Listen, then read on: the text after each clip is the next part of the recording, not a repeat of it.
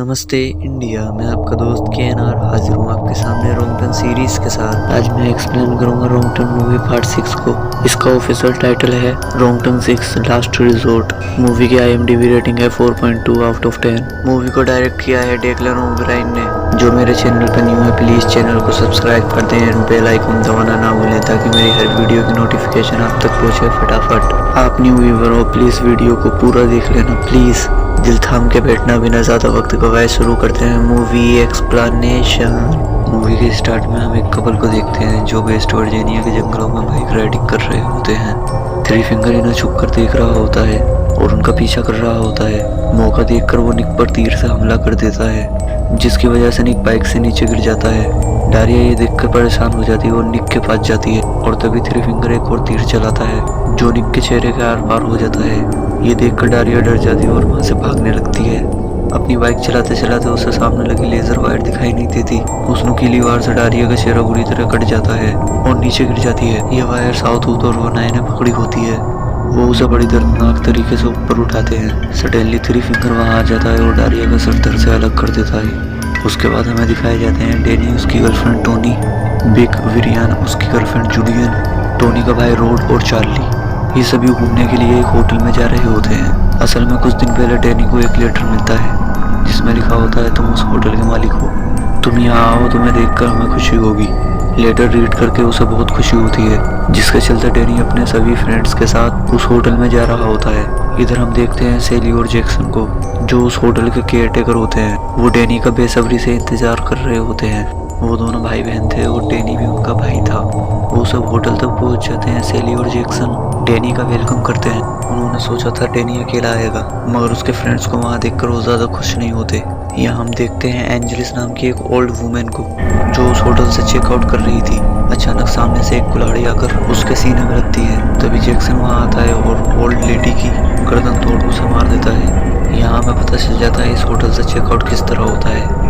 उधर वो सब होटल की एंटीक चीज देखकर हैरान हो जाते हैं बिकॉज ये सब अब डेनी का होने वाला था। जैक्सन उन सभी को उनके रूम दिखा देता है और हम देखते हैं कि डेनी हाइपरटेंशन की टेबलेट लिया करता है।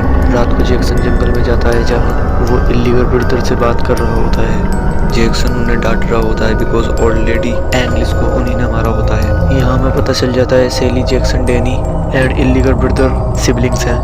अगली सुबह टोनी डेनी को ढूंढ रही होती है और वो देखती है जैक्सन वहाँ खून साफ कर रहा था जो उसी ओल्ड लेडी का होता है। टोनी इस बात पर ज्यादा ध्यान नहीं देती और वहाँ से चली जाती है। उधर ब्रियान और जीलियन मार्केट से कुछ सामान लेने आए थे। वहाँ वो देखते हैं उस एरिया में बहुत से लोग मिसिंग थे। वो उस बोर्ड को देख ही रहे होते हैं तभी शेरिफ उस ओल्ड लेडी का फोटो वहाँ लगा देता है जिसे पिछली रात इलीगल ब्रदर ने मार दिया होता है। इधर जैक्सन डेनी को अपने पूर्वजों के हथियार दिखा रहा होता है जिसमें से डेनी एक तीर कमान को उठा लेता है। उसके बाद जैक्सन डेनी का पीछा नहीं छोड़ता और हंटिंग के लिए उसे जंगल में ले जाता है। वो उसे हिरन को मारने के लिए कहता है। असल में वो उसे इंसानों को मारने की टेक्निक बता रहा होता है। उधर थ्री फिंगर जिस तरह शेरिफ को मारता है वैसे ही डेनी हिरन को मार देता है। उधर टोनी को डेनी की फिक्र होती है और वो विक को उसे ढूंढने के लिए भेज देती है। विक जंगलों में पहुंचकर देखता है साउथवुड हिरन को खा रहा होता है जिसे देख के वो डर जाता है और वहां से अंधाधुंध भागने लगता है। वो सीधा जाकर डेनी से टकरा जाता है। दोनों खुद को संभाल नहीं पाते और ढलान से नीचे गिर जाते हैं जहाँ डेनी का पाँव लेजर वायर में बुरी तरह फंस जाता है। विक मदद मांगने के लिए वहां से जाने लगता है। तभी जैक्सन वहां पहुंच जाता है और डेनी को निकाल कर वापस होटल ले आता है। सेली डेनी के घाव पर अपनी फैमिली का एक मलहम लगाती है और उसके कपड़े उतार कर उसे सड्यूस करने की कोशिश करती है। तभी वहाँ टोनी आ जाती है और सेली को मजबूरन वहाँ से जाना पड़ता है। रात भर डेनी उसी हिरन के बारे में सोचने लगता है और सुबह होते ही वो अपनी सभी मेडिसिन फेंक देता है। उसे किसी की जान लेने में दवाई लेने से ज्यादा अच्छा लगा। डेनी अपने सभी फ्रेंड्स से कहता है वो वहीं रुककर उस होटल को चलाना चाहता है मगर उसके फ्रेंड्स को होटल बिल्कुल पसंद नहीं आता। जिलियन ब्रियान से लड़ने लगती है बिकॉज उसे वापस शहर जाना होता है। तभी ब्रियान को पता चलता है जिलियन वहां से एंटिक सामान चुरा रही थी। वो दोनों बहुत लालची होते हैं और वहां से सभी एंटिक सामान चुराने लगते हैं।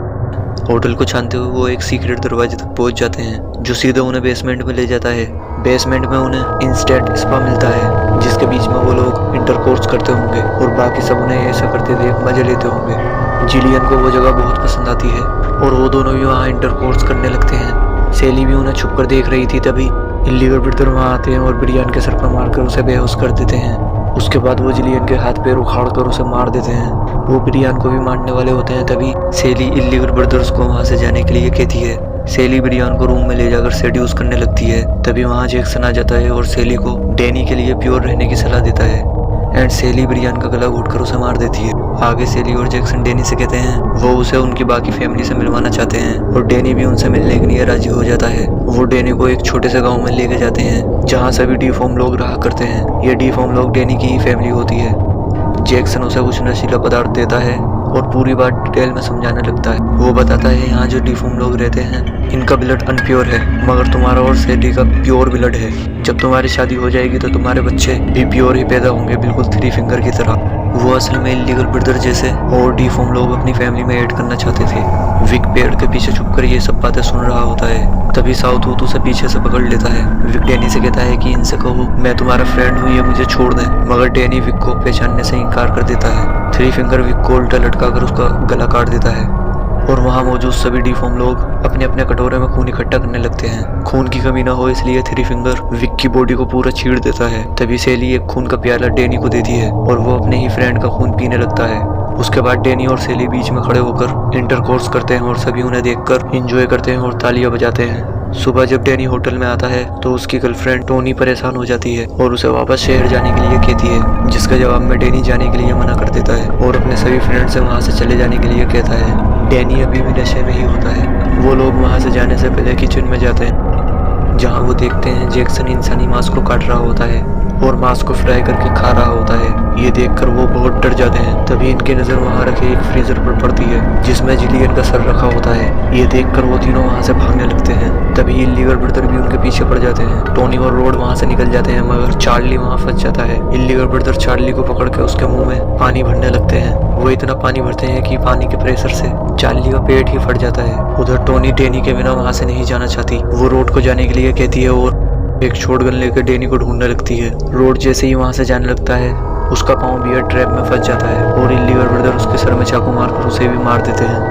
उधर टोनी डैनी को ढूंढते हुए उसी बेसमेंट में पहुंच जाती है जहां उसे सेली नजर आती है और उन दोनों में लड़ाई शुरू हो जाती है। सेली टोनी का फेस गर्म पानी में डालने ही वाली होती है। किसी तरह टोनी खुद को बचाते हुए सेली का ही फेस गर्म पानी में डाल देती है और शॉटगन से उसको शूट कर देती है। तभी वहाँ डैनी आ जाता है। वो टोनी से शॉटगन छीन लेता है और सेली की हालत देखने लगता है। वो जिंदा है या मर गई। वो टोनी को वहाँ से चले जाने के लिए कहता है मगर जैक्सन टोनी को पकड़ लेता है। तभी डैनी जैक्सन से कहता है इसे मैं मारना चाहता हूँ। जैक्सन उसे छोड़ देता है और सेली के पास जाने लगता है।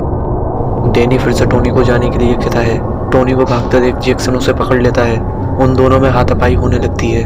टोनी एक चाबी की मदद से जैक्सन के चेहरे पर इतनी बुरी तरह मारती है जिसके चलते जैक्सन भी मारा जाता है। इससे पहले कि टोनी अपनी जान बचाकर वहाँ से भाग पाती, इस बार डैनी अपनी गर्लफ्रेंड पर गन पॉइंट कर देता है।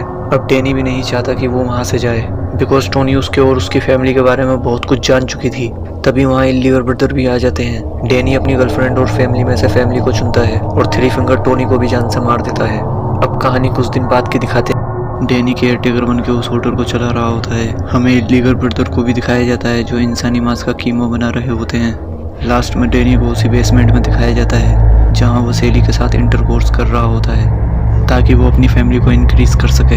इसी के साथ मूवी एंड हो जाती है। ये मूवी सेंस के आसपास भी नहीं है। मिसिंग बोर्ड वाला सीन तो आपको ध्यान ही होगा जहाँ शेरिफ मिसिंग ओल्ड लेडी की फोटो लगा रहा होता है। जैसे कि आप लोग जानते हैं ये मूवी 2003 में बेस्ड थी मगर यहाँ पोस्टर में डेट डली थी 25 नवंबर 2013। यही नहीं, मूवी में सभी कैरेक्टर को Oppo camera and iPhone use करते दिखाया गया है। पहला आईफोन लॉन्च हुआ था 2007 में और ओप्पो कैमरा लॉन्च हुआ था 2004 में। यही नहीं, शेरिफ के पोस्टर लगाने से पहले भी उस ओल्ड लेडी का पोस्टर लगा हुआ था। ये सभी मूवी में हुई लापरवाही को दर्शाते हैं। ये बिल्कुल साफ है, डायरेक्टर ने मूवी की डिटेल पर ज्यादा ध्यान नहीं दिया। अब मैं आपको रोंगटन सीरीज का ऑर्डर बताता हूँ, पार्ट 4, 5, 6, 1, 2, 3। लेकिन इस तरह ये सीरीज कोई सेंस नहीं बनाती, इसीलिए मैं आपको अपना ऑर्डर बताता हूँ। पार्ट 1, 2, 3 बेस्ट ट्रायलॉजी, 4 रिबूट, 5 इसका सीक्वल एंड पार्ट 6 को इंडिविजुअल समझ कर देखें। इस पार्ट से किसी भी पार्ट का कोई कनेक्शन नहीं। यहाँ रोंगटन सीरीज का एंड हो जाता है। अब बात कर लेते हैं मूवी से जुड़े कुछ इंटरेस्टेड फैक्ट के बारे में। इस मूवी में थ्री फिंगर का रोल उसी ने किया है जिसने पार्ट 5 में साउथवुड का रोल प्ले किया था। पूरी सीरीज में सबसे ज्यादा न्यूडिटी इसी मूवी में दिखाई गई है। इसमें हर मेन रोल कर रहे कैरेक्टर को न्यूड दिखाया गया है, इसीलिए ये मूवी रोंगटन वाला फील नहीं देती। अगर इसकी ओरिजिनल स्क्रिप्ट की बात करें तो आपको बहुत न्यूडिटी देखने को मिलती, जहां होटल में गर्ल को किडनैप करके उनके साथ इंटरकोर्स करते और उनसे ब्रीडिंग करवाते, जिससे वो अपनी पॉपुलेशन को इंक्रीज करते। मूवी के स्टार्टिंग में दिखाई गई डायरिया को मारने की बजाय इलीगल ब्रदर किडनैप कर लेते और उसके साथ इंटरकोर्स करते। टोनी को एंड में डायरिया बेड पे कंप्लीट न्यूड दिखती। बेसमेंट में भी इलीगल ब्रदर ब्रियान को मार देते और जिलियन के साथ भी इंटरकोर्स करते। एंड में टोनी को भी पकड़कर स्पा में उसके साथ भी इंटरकोर्स करते और बाकी सब ये देखकर एंजॉय करते। अब बात करते हैं रोंगटन 7 की, जिसका ऑफिशियल टाइटल है रोंगटन 7 द फाउंडेशन। ये एक रिबूट होगी, इसका बाकी पार्ट से कोई कनेक्शन नहीं होगा। एंड पार्ट 7 में आपको न्यू म्यूटेंट्स देखने को मिलेंगे। इस पार्ट से आप जरा भी डिसअपॉइंट नहीं होंगे, बिकॉज जिन्होंने फर्स्ट पार्ट को राइट किया था उन्हीं ने पार्ट 7 की स्टोरी लिखी है। इसी के साथ जाने की इजाजत लेता हूँ, जल्द हाजिर होंगे एक और हॉरर मूवी एक्सप्लेनेशन के साथ। Good bye guys.